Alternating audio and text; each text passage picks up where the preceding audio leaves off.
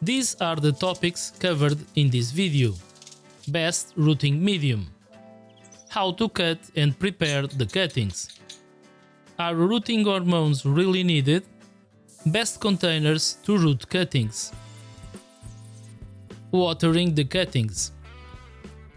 Wet fit watering method. Ways to avoid problems when potting.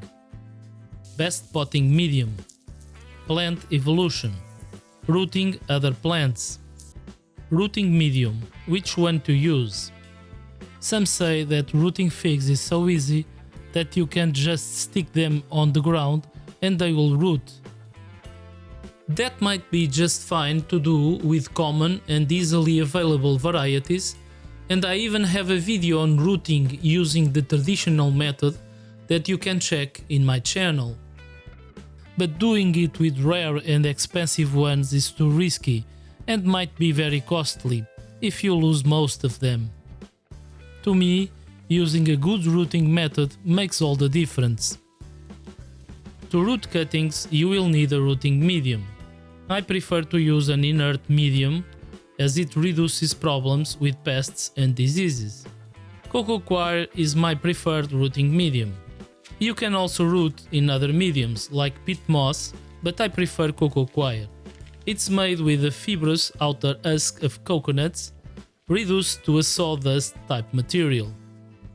The product is so light that it doesn't resist root growth, so plants can develop strong roots with ease. It absorbs water and nutrients added to the water for a long time and supplies them gradually to the plant. The material has enough porosity to allow good air penetration. You can mix it with other materials, like perlite, to improve porosity. But unless you add too much water to the coco coir, this is usually not needed.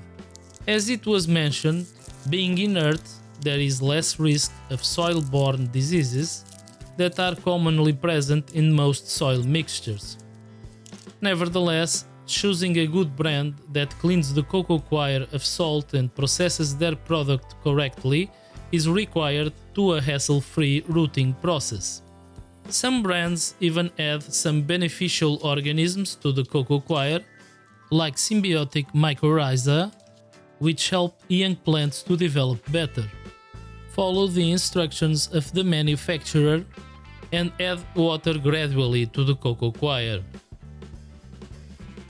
Remember that you can always add more water later, while removing it from the medium is much more difficult.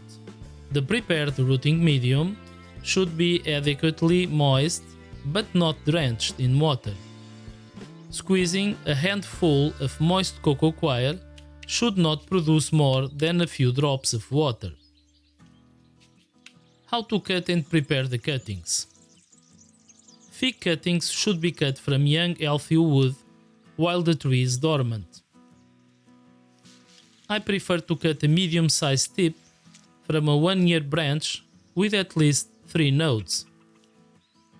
A node is the place in the stem where the old leaf was attached. Unless the cuttings are very dirty or show signs of fungus, I usually don't clean or disinfect them. But if you prefer, you can do it using a diluted bleach solution.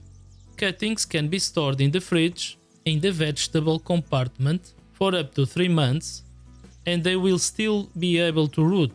Don't add anything moist to the cuttings, like wet paper. This will just help in fungus development, and the cuttings might rot. I just wrap them in kitchen film, as the cuttings' inner moisture is more than enough to keep them in good condition. Don't forget to identify the fig variety. I like to use a permanent pen and write directly on the upper part of the cutting. Plastic plant tags are also a good option.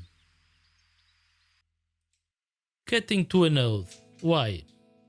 Always cut the bottom part of the cutting just before rooting, so a fresh cut is near the last node. The leaf scar is on the lower part of a node, with a dormant bud on the upper part. Check to see if the cutting is in the right orientation with the buds up before doing the following procedures. The node has a higher concentration of undifferentiated cells that will help to promote the growth of new roots with the right stimulus. Never leave a long piece of stem below a node, as this area has a tendency to rot.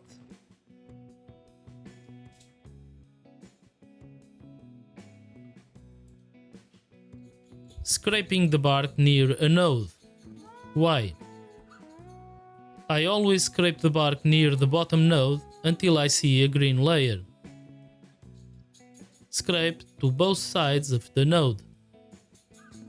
Avoid scraping directly over the node. Scraping helps in exposing the cambium layer, and the wound is not deep enough to cause other problems like bark rot. Most plants react to wounds by forming a mass of undifferentiated cells called callus. These cells can seal the wound and even regenerate new organs like roots with the right environmental stimulus. For instance, the absence of light and the presence of moisture. In figs, new roots tend to grow near these fresh wounds, and most of the times they grow directly on the scraped area and near the bottom cut. Plant hormones like auxins, produced in meristems near the buds of the cutting or applied directly in the wounded areas, also help in this process. Using Parafilm. I like to use Parafilm to protect the upper part of the cutting. Since the top of the cutting will stay above the rooting medium, this wax-based film helps to maintain the cutting's inner moisture while still letting the cutting breathe. It also protects the cuttings from pathogens and pests, keeping away fungus spores, for instance. I just wrap the cutting from the middle up while stretching the film.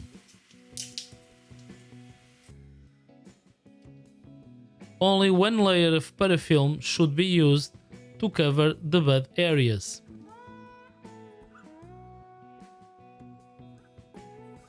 This will help the young buds when they start to grow into leaves, as they can easily break the stretched parafilm. You can also root cutting successfully without parafilm. Don't use other material like plastic film to cover the cuttings. Rooting hormone advantages. Does rooting works without the use of a rooting hormone? The short answer is yes. In most cases, the use of a rooting hormone is not needed, as most cuttings will eventually develop new roots if the conditions are right. However, using a rooting hormone can speed things up and is usually beneficial for the rooting process. Rooting hormones may be needed when propagating hard-to-root plant types, but fig cuttings will root without them. They might just take a bit longer to develop roots. When using rooting hormones, I prefer to use a gel-based product. I apply the gel to the wounded areas and let the product dry for a bit. Containers for rooting cuttings. I have used several different methods of rooting cuttings over the years. A suitable container will be needed to support the medium and to help in maintaining the right level of moisture. You can root cuttings inside a plastic shoebox, for instance. The cuttings are placed horizontally and the box can maintain a suitable level of humidity.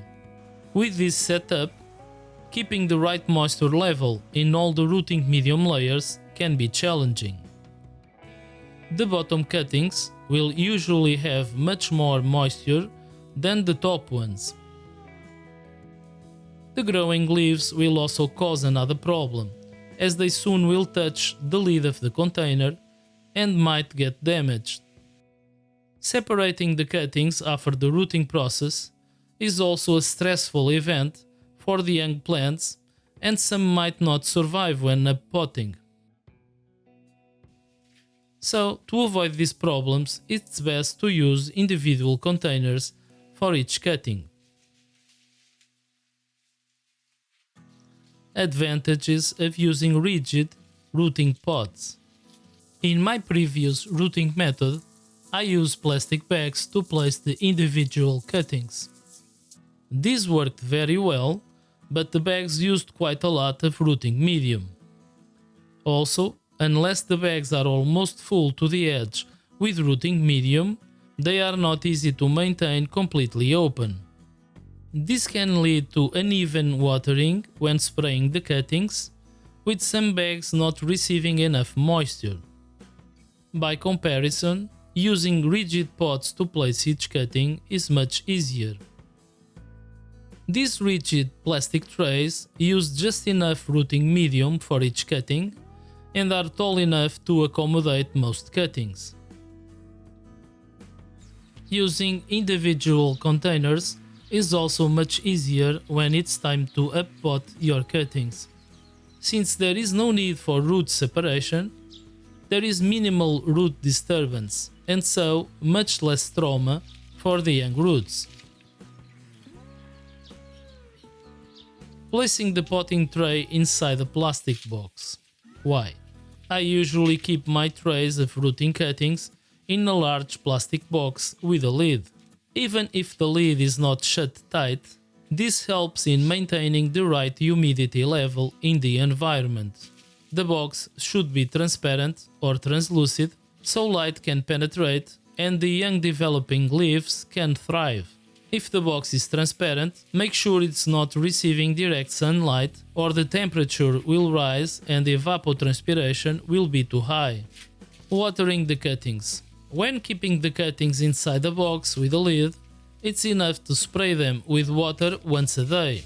This routine will also help in maintaining an ideal moisture environment. Don't keep the box tightly closed for several days. That will provide ideal conditions for fungus spores to develop over the rooting cuttings. If you use Parafilm to wrap the cuttings, this is not a concern, as the fungus spores can't reach the cutting. Nevertheless, it's a good practice to make sure the box is opened frequently, to check everything is well and to provide clean air to the rooting environment.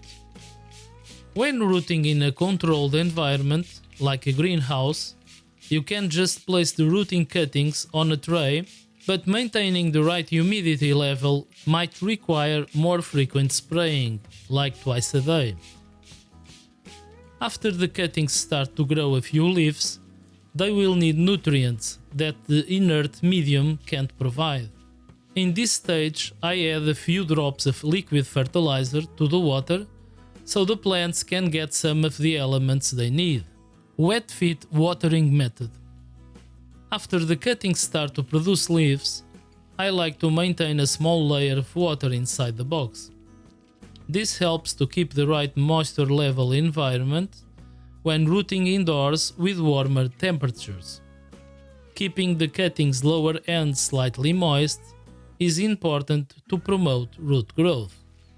Nevertheless, it's important to make sure this water layer is not too high or it can have a detrimental effect.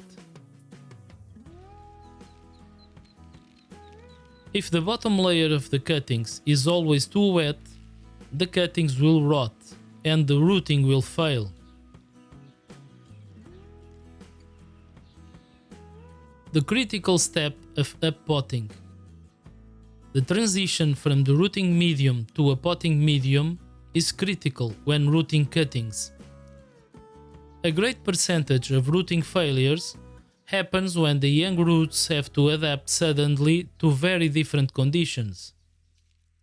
So it's important to provide a gradual transition from rooting medium to potting medium. The slim and tall rooting pots provide the cutting with enough medium to allow for root development.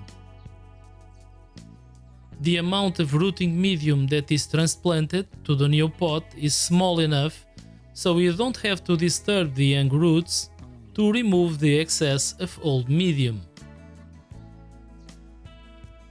When using other methods, if you don't remove the excess of rooting medium, it will cause potting failures. The rooting medium will absorb too much water when watering pots with traditional methods, and so the excess will have to be removed to avoid that problem. Removing the excess of rooting medium will disturb the roots, causing some damage and might cause potting problems. That issue will not happen when using these smaller containers, as you don't need to remove any potting medium and can place the new plant directly in a new pot. Potting. When to change the cuttings to pots? I always wait until the cutting has enough leaf growth to change it to a pot. That's why I like to use a big box, so it can accommodate the bigger leaves.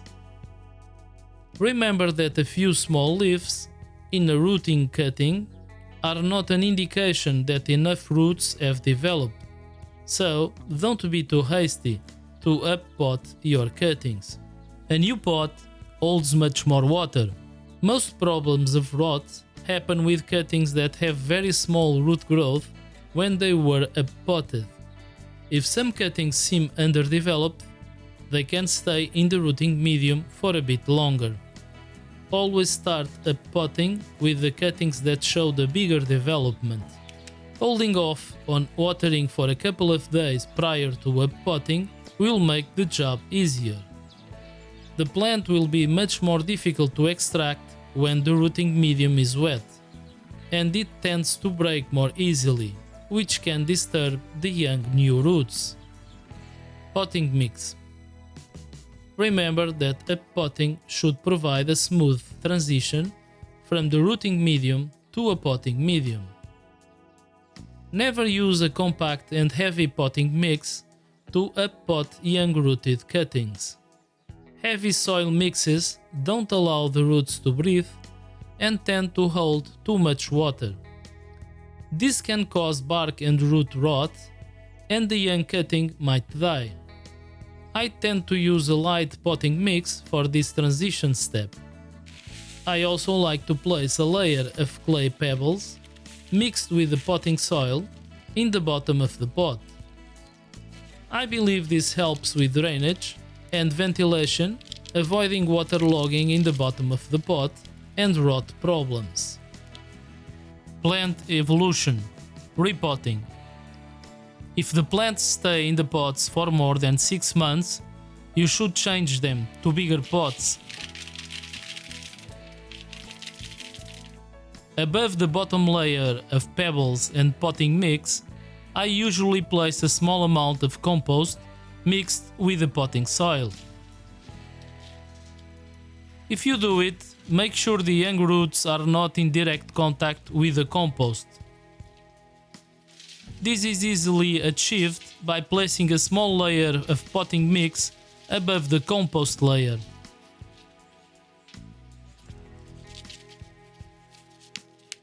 Place the cutting inside the pot and fill the remaining space with potting mix.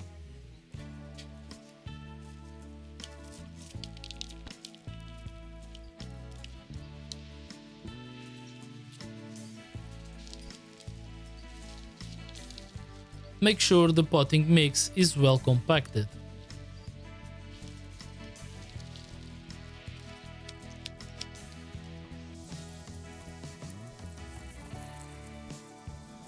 Water the pot without drenching it.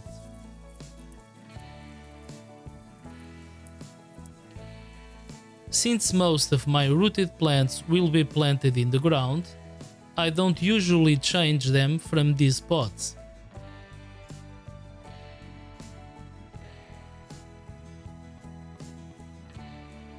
If they stay in pots for more than 1 year, You should change them to a bigger pot to avoid root circling and to allow good conditions for plant and fruit development. It's perfectly possible to grow fig plants in containers, but it would require a whole video to explain the best practices to keep healthy and productive plants in these conditions. Let me know in the comments if that would be an interesting topic to cover in a future video. Rooting other plants. The rooting method shown in this video can also be applied to other types of plants. In this example, I'm rooting kiwi plants using the same procedure. Just remember that the time needed for root development can be quite different from plant to plant. While some will root in a few weeks, many will require several months. So be patient, keep your cuttings in good rooting conditions, and you will be successful in most cases. If you enjoy my work, help me to produce more videos by liking, subscribing, sharing the video and leaving a comment. Be sure to turn on all notifications on your device or you might miss my next videos. Thanks for watching.